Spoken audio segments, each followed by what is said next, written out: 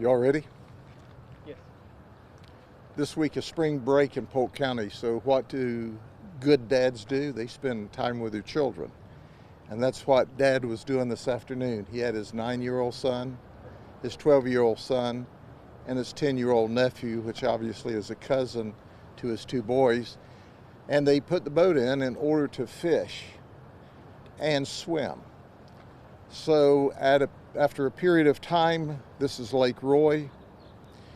The boys wanted to go swimming, so he moved to the middle of the lake where they jumped into the lake. The water was very rough. The winds are gusting today up to 30 miles an hour. And immediately the kids had difficulty swimming. He was able to get his 9-year-old son and his 10-year-old nephew, grab them and pull them into the boat. His 12-year-old son was drifting further and further away, or the boat was drifting further and further away from his 12-year-old son, Noah Gomez. So he jumped into the water, put Noah on his back, and was doing his best to swim back to the boat that was drifting away from him. Noah slipped off of his dad's back into the water, into about 18 or 19 feet of water.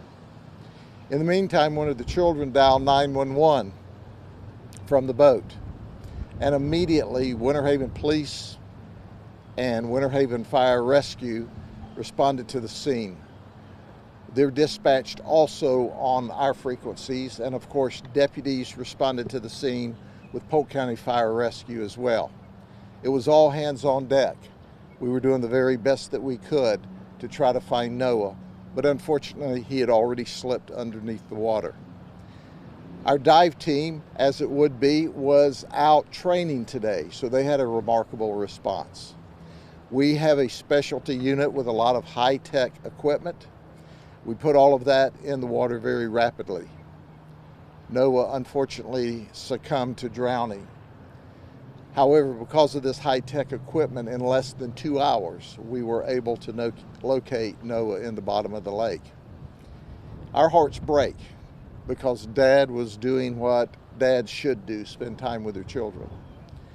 And he was doing that because good dads do that. And unfortunately, as a result of today, his son drowned, and his 9-year-old brother is now without a brother, and his 10-year-old nephew and cousin has also lost a cousin. So it's just a sad situation. You pretty well know exactly what we know. When we brought Noah to shore, the family's request was that they could see him one last time before he left the lake shore. And we made sure with our chaplains and our deputies and Winter Haven police officers that we made that last wish happen.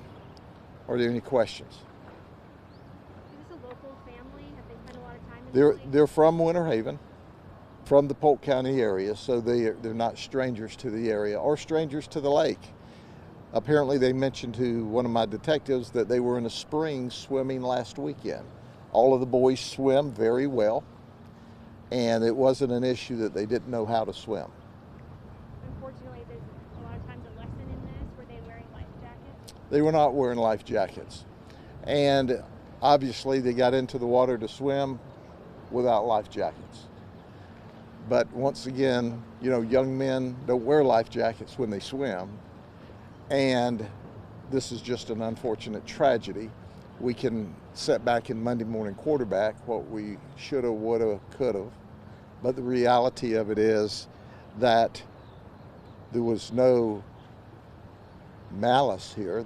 He was trying to spend time with his children. They planned to fish and swim, and unfortunately, it didn't work out very well. Sure, if we think of lakes as potentially safer than swimming in the Gulf, but can you talk about the conditions out there today and as a warning to others? Sure.